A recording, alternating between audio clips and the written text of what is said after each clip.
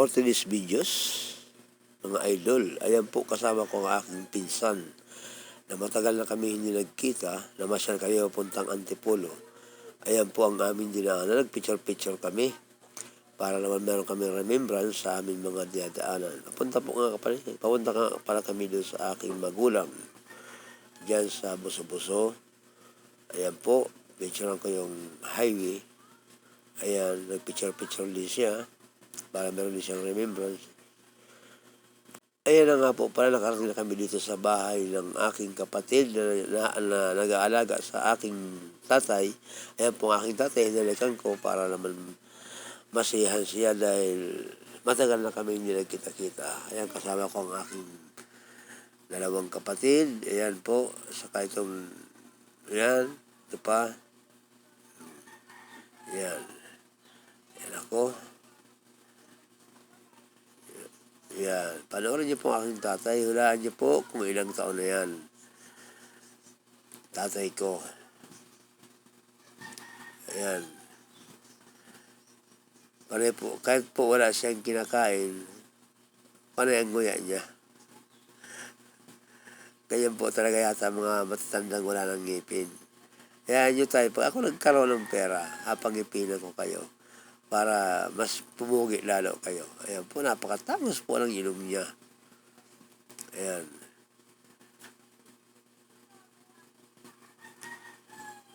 Comment po kayo kung ilang taon na siya para ma-replyan natin ang inyong katanungan. Mabalikan natin ang inyong katanungan. Ayan po ang tatay ko. Yan, nabubuhay po siya hanggang sa ngayon. Ganyan po siya sa Buso-Buso, San Jose. Yan.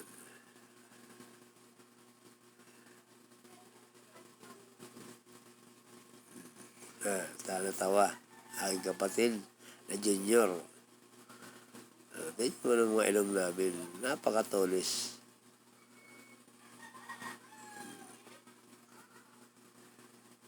Junior po yun. Tumawa siya. Tumawa siya ng napakalakas sa tawa. Ayan po yung aking kapatid. Naka-uniform pa siya.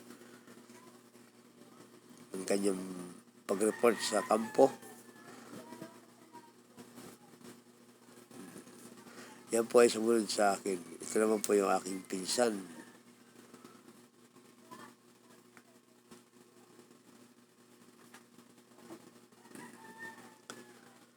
Ang makahula po ay bibigyan natin ng 100 load. Makahula po ng ilan ng tatay. So ito na nga guys, settle po kami. Nagpumila po kami ng aking mga kasama sa TTMD. Kasi po may libreng sukat ng uniform namin. Ayan po naman sa isa.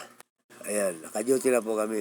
Panoorin niyo po kung paano namin ginagawa ang paghatak ng mga sasakyan para mabilis ang daloy ng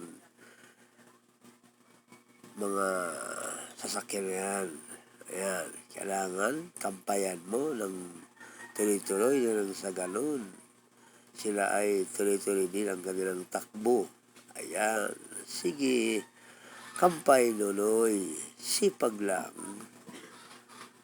lang para makikita nila na ikaw ay nagtatrabaho. Ayan, napakasipag niya. Sige pa kuya. Ayan, sige kuya.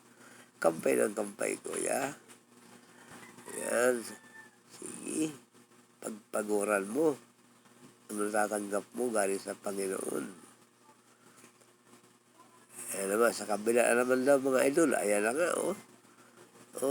Ayan, galing po ng isabi niyan. Papuntang Cubao na naman yan. Yung gaya na po na unang hinatak niya ay galing Timog Avenue po yun. Papunta ng Isa Avenue rin. Doon sa banda sa kanan. Ito naman ay galing sa banda sa kaliwa. Yung papuntang Cubao. Yan. Sige lang, kuya. Hatak lang, kuya. Sipag pa. Pagpaguran mo lang ang lahat ng tiyatanggap mo sa ating Panginoon. Ayan. Kung kayo po ay may katanungan, mag-comment lang po kayo. Ayan naman po yung galing Cubao, papunta ng Monumento. Yan. Yan po. Kailangan hatakin ng hatakin. Kampay ng kampay. Yan. Sige lang, kuya. Tuloy mo lang. Tuloy mo lang yan. Sige lang, kuya. Tuloy mo lang yan. Yan. Kampay pa. Kampay ng kampay.